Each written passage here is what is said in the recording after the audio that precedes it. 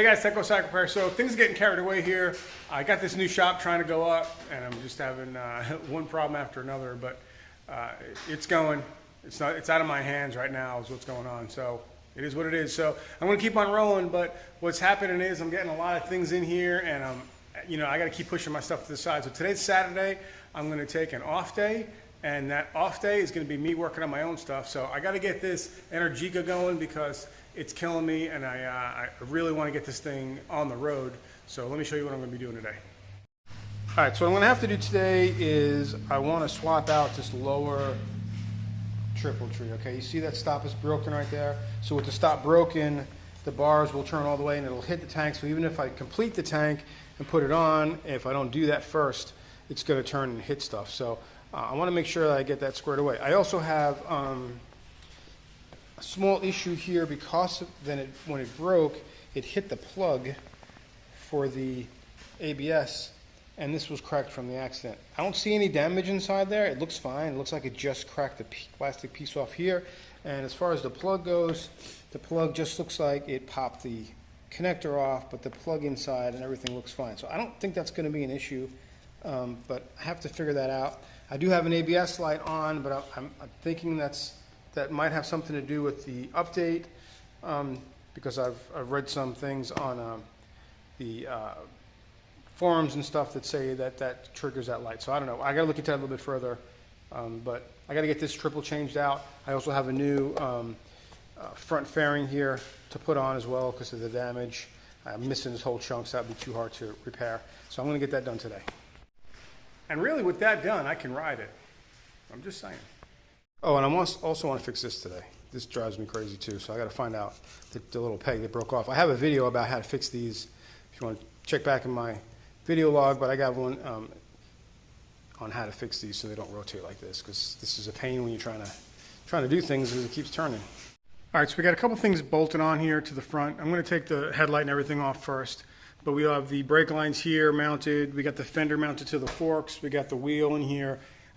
Brake calipers. I'm going to take all that stuff off to get the front end, nice and light, and get these fork tubes so I can pull the fork tubes out. As soon as I can pull the fork tubes out, it's going to be easier to disassemble the rest of it, taking the bars off and the top triple here, the adjustable bolt here, the pinch bolt, take all this stuff off. So let me get everything lightened up here, get the front wheel off, calipers and all that kind of stuff out of the way, brake lines off, and let that all hang there so I can pull off the rest of it.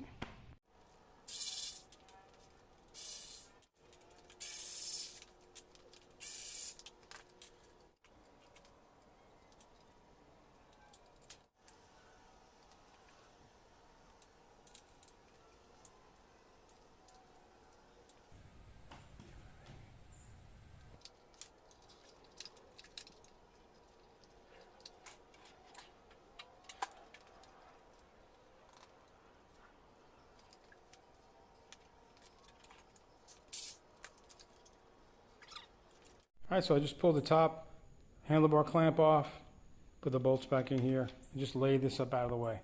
Now I'm going to go ahead and take the wheel and tire off and everything so I can get that cleared from the rest of the bike.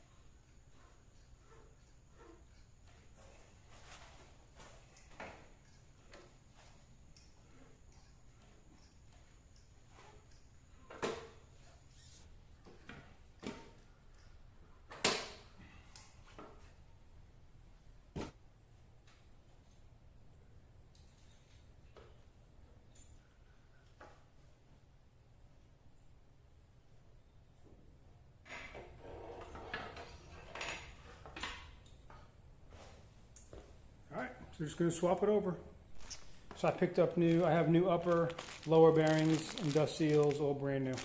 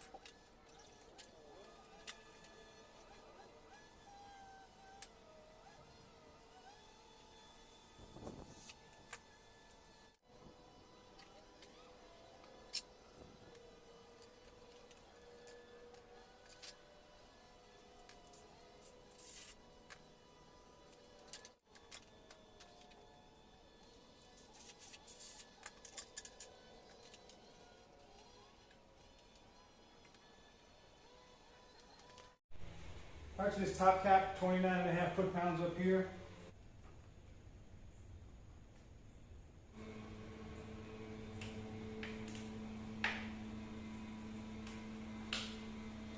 Sorry, my neighbor hates leaves.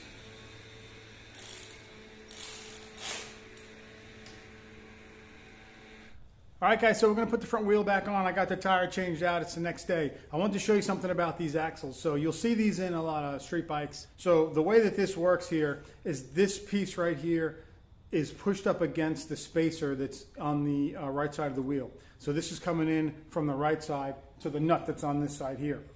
And the threads on this side are going to screw onto a nut on the end. So what you have to do is when you put this in, is the fork's going to sit on here. You're going to push this axle all the way through. We're going to lightly grease it. The grease doesn't help anything spin easier. It just stops it from corroding.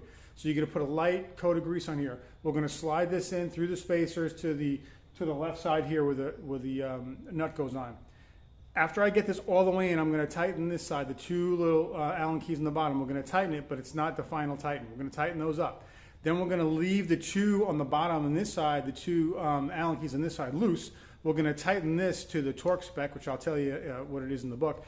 We're going to tighten that up. When this is snug, okay, I'm now going to tighten these two Allens on the bottom. I'm going to loosen these up, and then I'm going to put the brake calipers on. I'm going to spin a couple times, hit the brakes, and let this fork leg relax on this. The fork leg kind of floats on this, and you need it to get fully relaxed so you don't have any leaky fork seals. So you want to spin the wheel a couple times with these loose, hit the brake, just so that the fork leg on this side relaxes. And then when it relaxes, then you tighten these two, and then your fork legs are going to be straight. If you tighten those and then you tighten the nut and it pulls the leg in, okay? So then it's going to pull the leg in like that, and then you tighten everything, your forks are going to be stressed like this.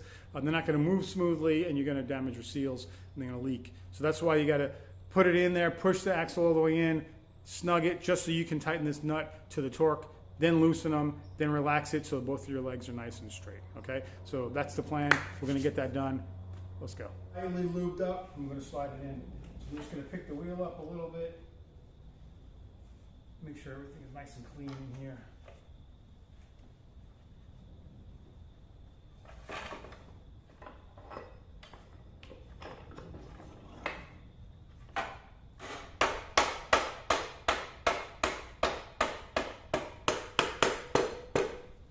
Just tapped even on the left side.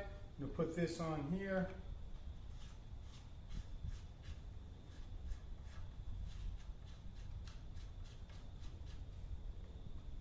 This is 60 Newton meters, but you don't want to tighten this side because you don't want to pull it together. So I'm going to tighten the two Allens on this side just lightly, so they can hold it in place.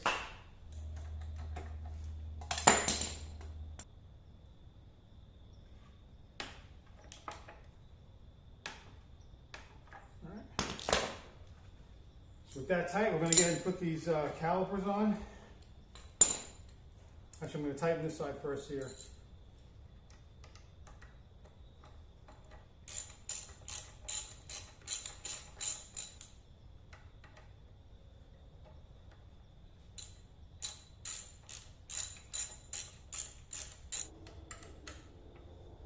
So I'll go back and torque these. But right now, for what we're doing, snug them up. Same thing on this side. All right, so with those completely loose, bang it a couple times just so it loosens up. We're gonna